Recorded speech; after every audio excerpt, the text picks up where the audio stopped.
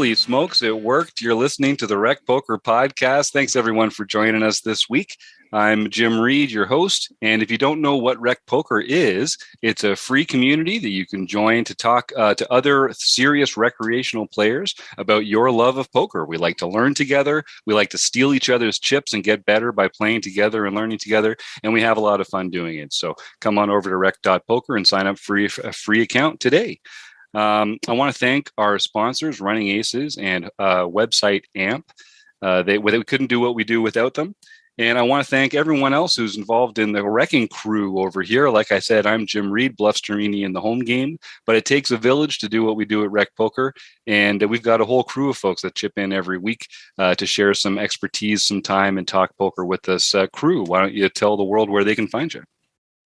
I'm Chris Jones. You can find me 5B5 on Twitter and 5x5 on PokerStars. And I'm John Somsky. I'm Poker Geek MN everywhere. I'm Keith Brandt, and I'm Monkey System everywhere. And I'm Rob Washam, and I'm Radman50 everywhere. Thanks, gang. So every week we get together and we talk poker. Here on the forums edition of the show, every week we take a post from the Rec.Poker forums and talk about it here on the air. So this time we're going to take a look at a post by a community member, Epictetus, a Stoic, it seems. Rob and I are already fans of this player. We love our Stoic philosophers here at Rec.Poker. So Epictetus writes, "Good evening, all. First-time post, but long-time admirer. I don't have any poker friends around me and therefore have nowhere to discuss or analyze hands or strategies than here." I hear you, man. That's what we do here at Rec.Poker. We get together and talk poker because sometimes your friends and family just don't know enough about poker to make you a better poker player. It's true. Hard to believe, but it's true. So Epictetus is talking about a hand where he's playing in the UK. He's got AK offsuit in late position, and he's doing pretty well in a deep stack tournament. This is live there in the UK. In this case, they're at level 9. The tournament started with 50 players, and they're down to 30. And our hero correspondent has a top 5 chip stack. So he's been doing pretty well, chipping up throughout. At this point, 30 left, 8 paid. So we're still quite a ways off the money. We get into an interesting position where we're in the low jack, and the under the gun player just open shoves 18 big blinds. We look down, we see ace king offsuit.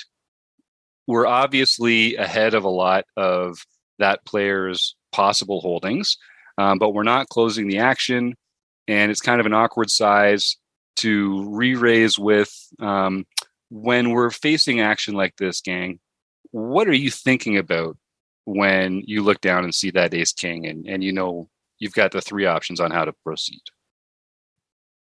Well, the first thing I think about is isolating. I don't want to necessarily get involved with ace king in a multi-way pot.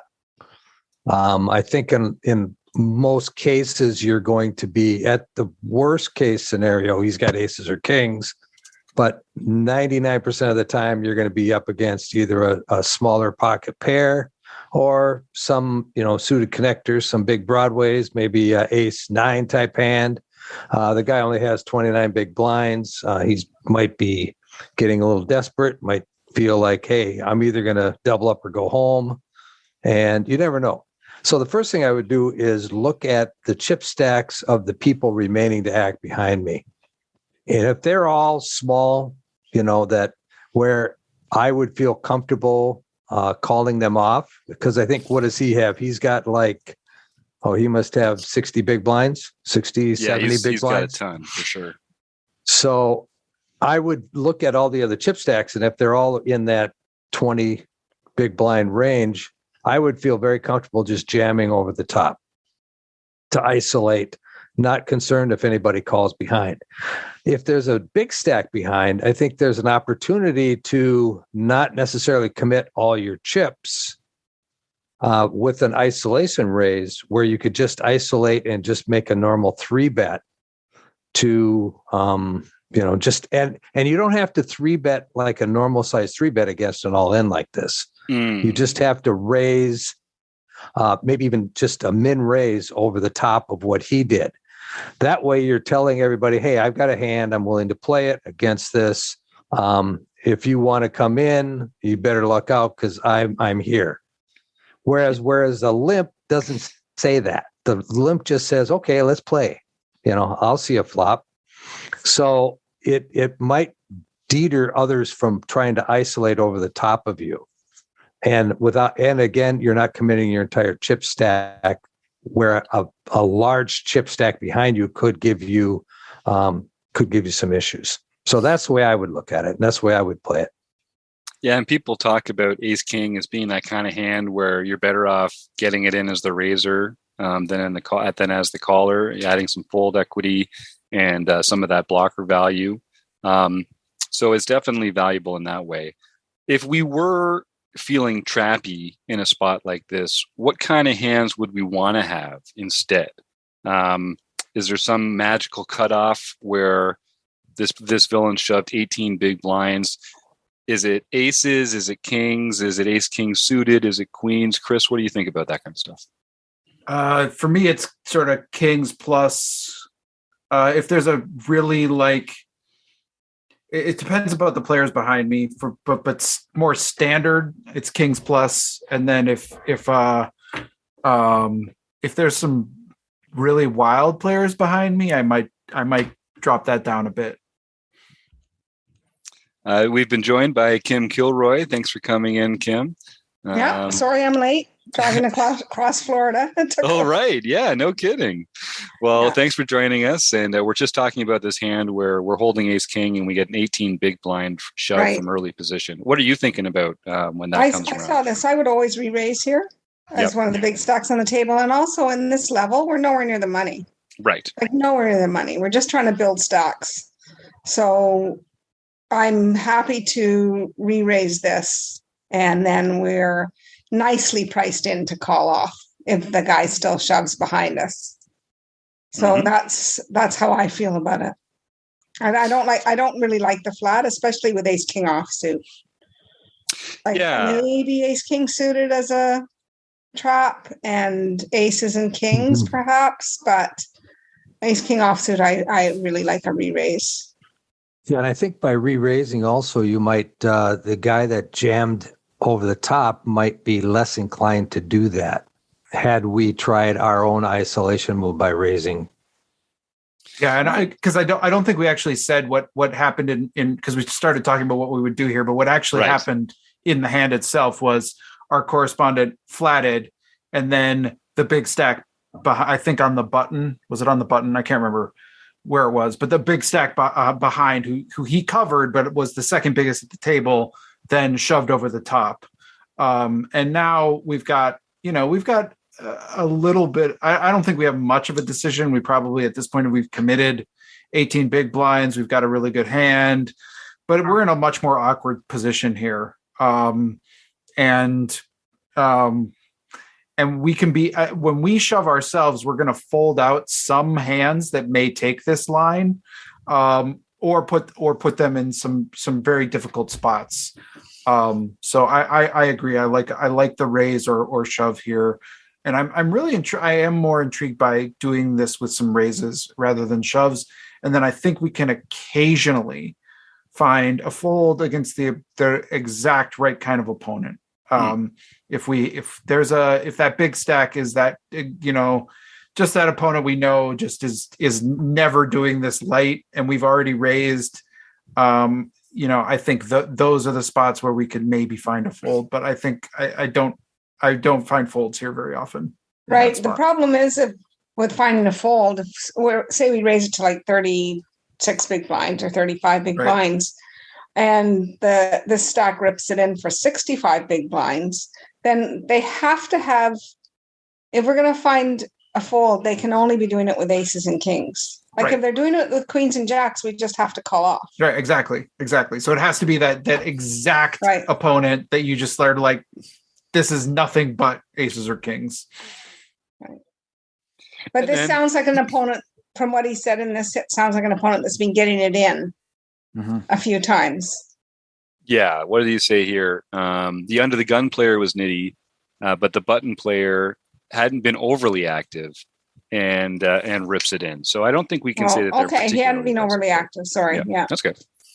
And it is for about 80% of our stack. So we're still the chip leader, but it's the only other player at the table that really threatens our stack. And I would rip it in with 9s, 10s, jacks, queens here when somebody flatted, because there's dead money as far as I'm concerned. as the button player, you mean? When Yes. Yes. And that's why we want to be trapping occasionally with hands like aces, but not, I think, necessarily hands that are not that strong. I love flatting with aces here. This is just a dream spot to flat with aces. Sure. Because you can't lose. You're up against this all in who's put 18 big blinds in, and if somebody shoves again, it's like it's awesome. So then let me ask you this then. Are you guys ever raising with aces here? Or are you always calling with aces? And if so, can't we kind of shove over your raising range in an exploitative fashion if we know that you're always trapping with aces and kings? Yeah, no, I'm sometimes raising with aces. Yeah, it has a lot to do with the chip stacks, stack sizes of everybody at the table, really. Yeah. If you're sitting there with, 40 big blinds, you're just jamming it in, whether you have aces or not. Good point. Yeah, good point. And then on the other side of it, what are the other hands that we're going to be calling with? So we've kind of described our range that's calling with a mixed strategy with the real nuts, aces and kings, and then it's raising with ace king and other hands like that, and then it's probably calling with some other hands. What kind of hands would you guys advise to call in that spot? Or is it just, or should we not? 18 big blinds is just not the right number to be. We're either calling with aces or with nothing. No, there's probably some calling hands there. Yeah. What would be good? What would be some good candidates for that?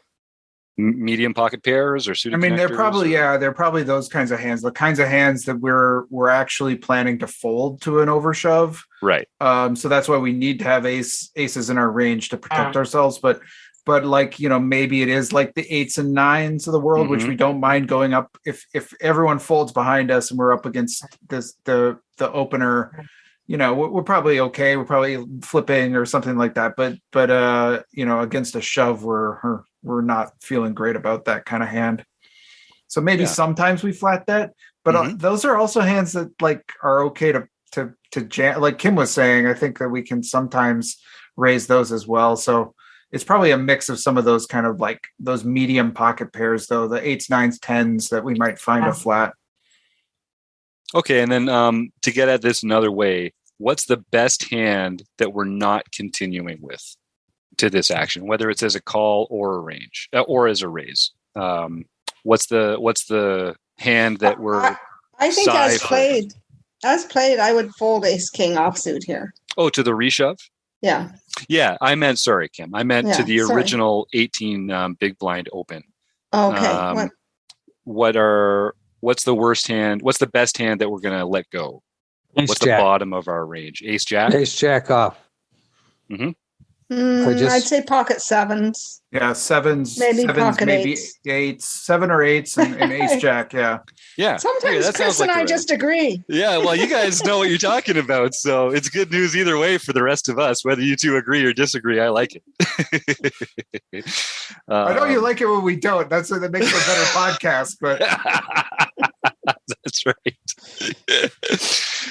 Okay. So it feels like, it feels like we're kind of, when someone shoves 18 big blinds from under the gun, it feels like we just can't, we're not getting that tricky, really. It sounds like we're kind of proceeding with only very strong hands, and our balance is mostly between whether it's paired or unpaired. And there's not much else to it. This is just a tricky spot that got us handcuffed here. Yep. Seems like it. Okay. Yeah, when people go all in, that the only sense of trickiness is if we're trapping with a hand like aces or king. Like you can't do much. You can't slow play. You can't do. There's not a maneuverability here because the cards are getting shown, right? So yes, we can't do this with some speculative queen jack suited or something. We just have The other thing that he says is this is a nitty player, right? in here. So is this player doing it with ace queen Right. offsuit? Probably not. Yeah, They might do 18 it with big ace queen blinds. suited. Yeah. I mean, if it's nitty player, they're under the gun, right? Yeah. That's true. So- And they can just wait a whole other orbit. It's only going to cost them 2 more blinds. They're Right. not short enough to get desperate. As a nitty player, they might feel like ace queen is not a strong enough hand to shove. Although I wouldn't mind. I'm pumped. I'm fist pumping that ace queen in there. Absolutely. I would just actually min raise and call off. There you go. There you go. Oh, There you go. but and that was also available to this player, right? So the fact that they chose not to do that should tell us something about. Well, there are certain players who, once they get below, they're never min opening, right? They're right. They should be actually. They Right. should be. That's something we should talk about. Is like, this is not you shouldn't do this with your whole range when you're under the gun. You shouldn't take your 20 big blind stack and just be like, this is shove or fold, right? I think there is a third option that a lot of players, I think, forget about. But yeah, once they do shove, yeah, they're pretty strong. It's that 15 to 20 big blinds that people don't know. Like they can still open here. Say they had ace queen offsuit. They can open here to 2 big blinds. If we re-raise them and the other guy shoves in, now they can fold ace queen offsuit. Right. If the other guy just shoves in, if we call and the other guy shoves in, they can probably just call. Right? Because we're probably going to fold. Right. So does this strengthen his range then? I mean, this under the gun player, he's nitty and he open shoves 18 big blinds. And we're saying, well, if you have ace queen, maybe you should just be raising instead of jamming. So what does that make his range then if he's open jamming as a nitty player? Are we looking at aces and kings and queens strictly? Well, in my mind, nitty players, they don't like to play post flop, really. Right. They're more a tendency to be jamming instead of just raising because they don't know what to do when they get played back at sometimes. Yeah, and I think the players like this also, they recognize they're getting short. That does not make them comfortable. They don't like playing post flop. That does not make them comfortable. So I would imagine. I mean, I think the nittier you are, like it's counterintuitive, but the nittier you are, the more your shoving range expands at this point. Like it starts to become like those 9s and 8s. It's like, well, let's just go for it. I'll get all the chips in the middle. Hope everyone folds. And I think so I would expect this range to be even probably ace queen plus and probably 9s plus. I totally agree with what Chris says. You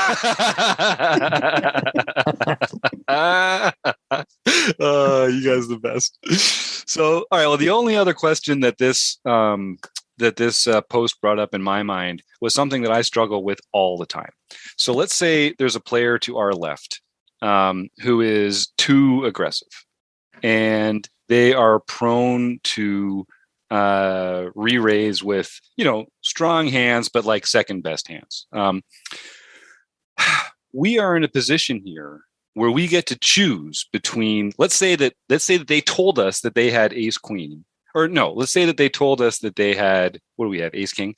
Let's say they told us they had queen jack suited or pocket tens, and that if we shoved, they were going to fold, but if we called, they were going to shove.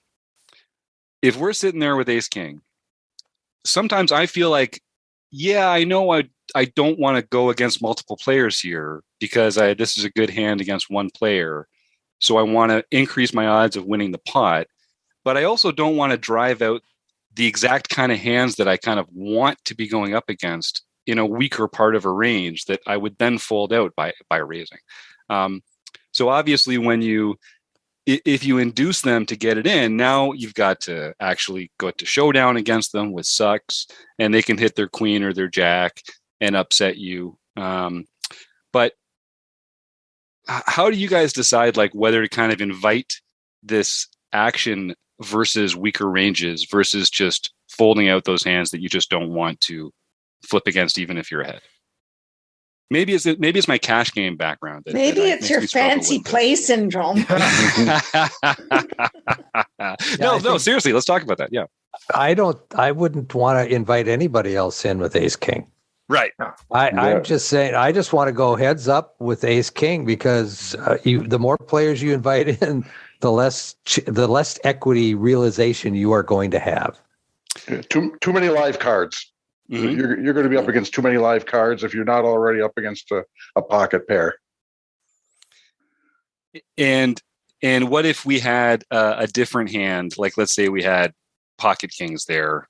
I mean, obviously with ace. Well, is that also true with aces? I mean, your odds of winning with aces go down as well when you have more people in. Obviously, you're not as worried about it. But is that also true with aces, or is there something magical about it? Yeah, Chris, you're having a math. No, I mean, like that's the thing is like the more if we have an overly aggressive player behind us, who's going to be like you were saying, maybe shoving. If we flat, they're going to shove over the top with queen jack suited and pocket tens were the examples you gave, right? Yeah.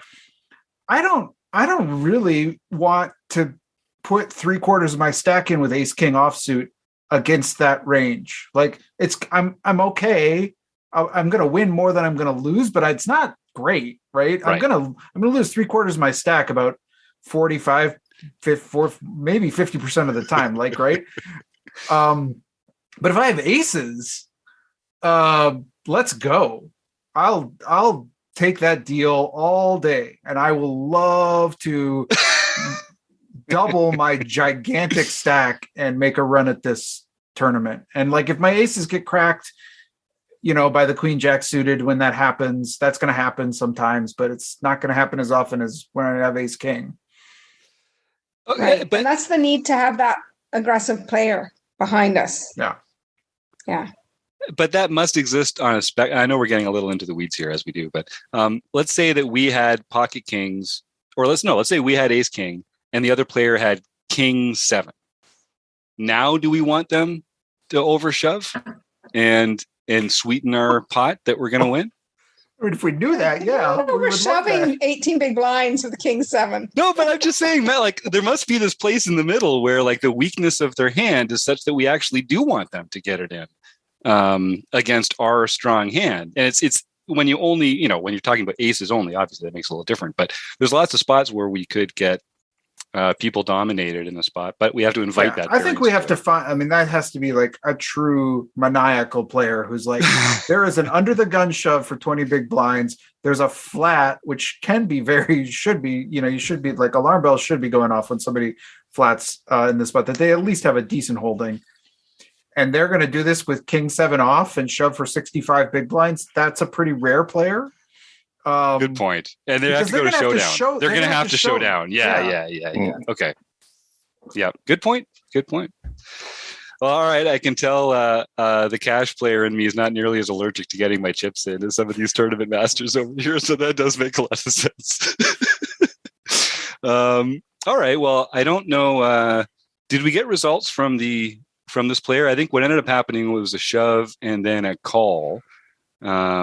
Our correspondent decided that they were shoving light enough to get it in with ace king, and I don't actually think we did get results. Well, he did in a later response say that the under the gun player also had ace king and the button player had jacks. Yes. I'm assuming because the other player had ace king that we lose this, which is part of the did I do the right thing? Sometimes we lose hands and then we wonder whether what we did wrong. But so yeah, I assume the jacks held here. There you go. Yeah, bad spot to be in where the other player also has ace king. That's like a nightmare scenario in that. So in this particular scenario, whether we raised and isolated or not, we might have seen the same result. Mm-hmm. Maybe it doesn't change it. I don't know if they're cold 4-betting. A lot of people won't cold 4-bet jacks. Oh, I guess if we shoved, would they have called though? I think that's actually a raise 3-bet. Yeah, it'd be a cold 4-bet against the biggest stack on the table. Yeah, what do they do with jacks then? If we had isolated, raised, or gone, if we haven't, well, he says he hasn't been shown. He's being shown to be tight aggressive. Yes, that's how he's been playing. Yeah. So some players will just fold there, knowing like if we've raised to 35 big blinds, we're never folding to his his shove. So he has to know he's either crushed or he's probably racing, right? So it depends on the player. It's the player's read at the time. Yeah, that makes So sense. he by isolating, I don't think they're always going isolation in. range, right? By doing an isolation raise, he may have saved himself some chips. Yeah, I think so. Yep, I think so too. All right. Well, thanks, gang. I'm going to, next time we do, I'm going to write my own forum post about getting it in good against weak ranges. We could talk about that in more of an isolated situation. So I'm looking forward to that.